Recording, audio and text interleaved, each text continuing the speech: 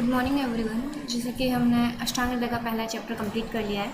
Next हम second chapter start करेंगे, but अभी मैंने कमेंट बॉक्स चेक किया, उसमें एक पीछे की रिक्वायरमेंट आई थी कि हमें 5th चैप्टर के नोट्स प्रोवाइड किए जाएँ, 5th चैप्टर को पढ़ाया जाए। तो आज हम अष्टांग हृदय का सूत्र स्थान का 5th चैप्टर स्टार्ट करेंगे, द्रव्य विज्ञानीय अध्ययन।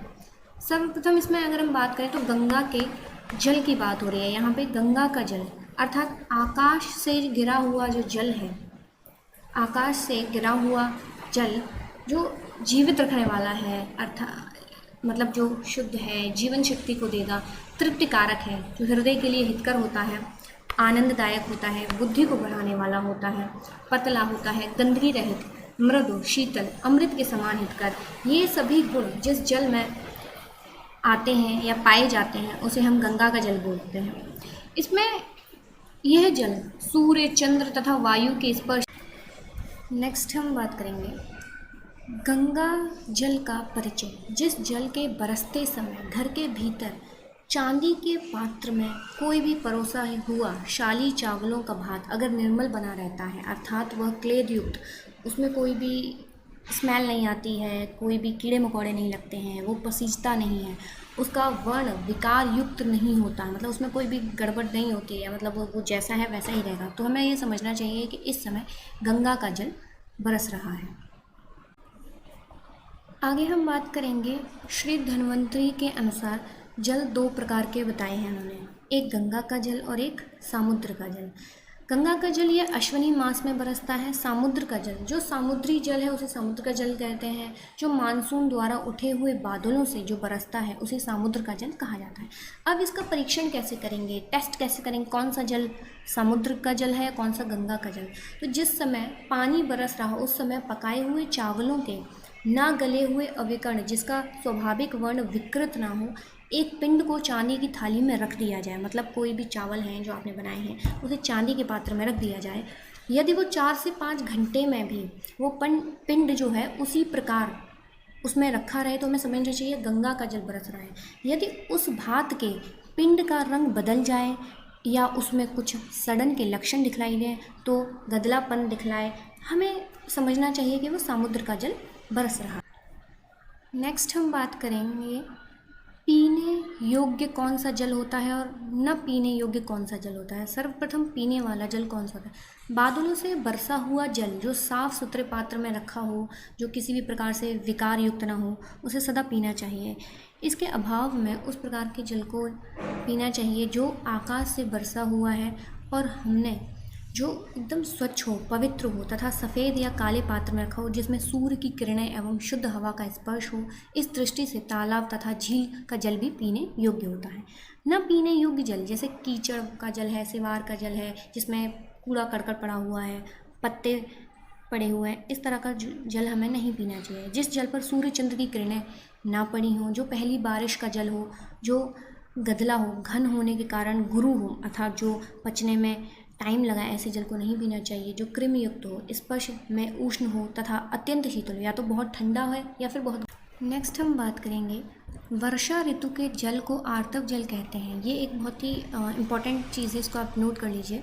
वर्षा ऋतु में जो जल बरसता है उसे हम आर्तव जल कहते हैं। इस काल के अतिरिक्त जब भी तत्काल कभी भी अगर बारिश होती है तो उसे हम अनार्तव जल कहते हैं। नदी के जल का वर्णन। पश्चिमी समुद्र की ओर से बहने वाली, वेग से बहने वाली तथा निर्मल जल वाली जो नदियां हैं, जैसे हिमालय तथा मल्य पर्वत से निकलकर बहने वाली वे नदियां जिनका जल पत्थरों तथा चट्टानों से टकराकर गिरने से छिन्न भिन्न होने के कारण दुखी हो जाता है, उसका जल पथ्य हितकर होता है। ऐसे जल को हमें पीना चाहिए और ऐसा जल अच्छा होता है। जब ये सभी नदियों का जल जिस प्रदेश में आकर स्थिर हो जाता है, अर्थात वेग से बहता हुआ नहीं दिखाई देता, उन स्थानों में उन नदियों का जल कृमि रोग, हृदय रोग, कंठ रोग तथा शिरो रोग कारक हो जाता है। अगर ये जो बहती हुआ पानी है ये किसी स्थान पर ठहर जाए। नेक्स्ट आपका आता है प्राच्य देश, अर्थात आसाम तथा बंगाल की आवंत्य देश, मालव की तथा अपारांत पश्चिमी प्रदेश, कोंकण प्रदेश की नदियाँ, जैसे कौन कौन सी, वो क्या करते हैं, अर्श, उदर रोग, फील पाम आदि रोगों उत्पन्न होते हैं उनको ये शांत करते हैं, इन नदियों का जल। फिर है सतवाचल तथा विंध्याचल की नदियाँ ये कुष्ठ रोग को, पांडु रोग को, शिरो रोग को शांत करती हैं। पारयात्र 7 कुल पर्वतों में से एक नदी है, इसका जल जो है ये दोषनाशक किस किस का दोष करता है, बल का एवं पौरुष की वृद्धि करता है। ये बल और पौरुष की तो वृद्धि करता है, लेकिन जो दोष होते हैं उनका नाश करता है। 8 प्रकार के जल बताए हैं, कोप कुएं का जल, सारस सरोवर का जल, ताड़ा तालाब का जल, चौंटे प्रासरव झरने का जल, औद्भिद शोध का जल, वाप्य बावड़ी का जल, फिर नदी का जल। पश्चिमी मुखी नदियाँ 2 हैं, सतलज है, विपाशा है। नेक्स्ट आता है कूप आदि का जल। ये 3 तरह से हैं, जांगल देश, आनूप देश, पर्वतीय देश। जांगल देश में कुएं तालाब आदि का जल स्वास्थ्य वृद्धि के लिए उत्तम होता है। आनूप देश में स्थित इनका जल हानिकारक तथा पर्वतीय प्रदेश का जल, जो पर्वतीय प्रदेश है उनका जल ऊपरी भागों में हितकर एवं पर्वत के निचले भाग का जल प्रायः अहितकर होता है। जलपान की विधि, शक्ति से अधिक अगर हम जल पीते हैं तो वो भी हमारे लिए हानिकारक होता है।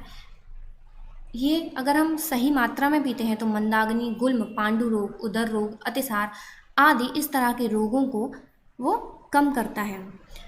मतलब कम नहीं करता, इस तरह के जो रोग हैं ऐसे रोग वाले व्यक्ति को जल कम पीना चाहिए। जलपान का प्रभाव क्या होता है, अगर हम भोजन करते समय बीच बीच में पानी पीते हैं तो हमारी बॉडी सम हो जाती है, पतली हो जाती है। भोजन के अंत में अगर जल पीते हैं तो स्थूल मोटे हो जाते हैं। अगर भोजन के आरंभ में जल पीने वाले को देखा जाए तो उसका शरीर कृश होता है, अर्थात दुर्बल होता है। नेक्स्ट है आपके शीतल जलपान का लाभ। अगर हम ठंडा पानी पीते हैं तो उसका फ़ायदा क्या है, मदात्य रोग, ग्लानि, मूर्छा, बेहोशी, वमन, सर्दी, श्रमी, थकावट, भ्रम, तृष्णा, दाह, जलन, पित्त विकार, रक्त विकार, विष विकार, इस तरह के जितने भी रोग हैं इन सबको नष्ट करता है। अगर हम गर्म पानी पीते हैं तो क्या होता है, हमारी जठराग्नि अच्छी होती है, प्रदीप्त होती है, आम रस को पचाता है, कंठ के लिए हितकर होता है। शीतल जो उष्ण जल होता है वो लघु होता है, जल्दी पच जाता है, बस्ती का शोधक होता है। हिक्का, अफरावात आदि, कफ आदि इस तरह के जितने भी हमारे वमन है, विरेचन है, इन सब में वो बहुत ही प्रशंसनीय होता है, बहुत ही यूज़फुल होता है। फिर है श्रुतशील एवं बासी जल। अगर हम बासी जल पीते हैं तो हमारा क्या होता है, अगर उक्त विधियों से पकाकर शीतल किया हुआ जल अभिंक्षिप्त नहीं होता अपितु वह लघु होता है। यह जल जब बासी हो जाता है तो वो त्रिदोष कारक होता है, अर्थात वात पित्त कफ को दूषित करता है, उससे हमारे रोग उत्पन्न होते हैं। अब हम इस पार्ट के अंतिम हिस्से में हैं, जहाँ पे सबसे पहले हम बात करेंगे नारियल का जल, जो स्निग्ध होता है, स्वादु होता है, वृष्य होता है अर्थात वीर्यवर्धक होता है, शीतल होता है मतलब ठंडा होता है, लघु अर्थात जो जल्दी पच जाता है, जो हल्का होता है। यह प्यास, पित्त विकार, वात विकार को नष्ट करता है, अग्नि को प्रदीप करता है तथा बस्ती को शुद्ध करता है। ये सारे काम नारियल के जल के होते हैं। फिर है उत्तम एवं अधम जल, कौन कौन से होते हैं। अच्छा जल कौन सा होता है, सबसे अच्छा उत्तम जल जो होता है वो वर्षा ऋतु का जल होता है, उसे हम दिव्य जल भी कह सकते हैं। दूसरा आता है आपका अधम जल, जो निकृष्ट श्रेणी का जल होता है, वो नदी का जल होता है। नदी का जल पीने योग्य नहीं होता है, वह अधम जल होता है। तो ये आपका इस पार्ट का लास्ट टॉपिक था, बाकी हम नेक्स्ट वीडियो में देखेंगे। Thank you.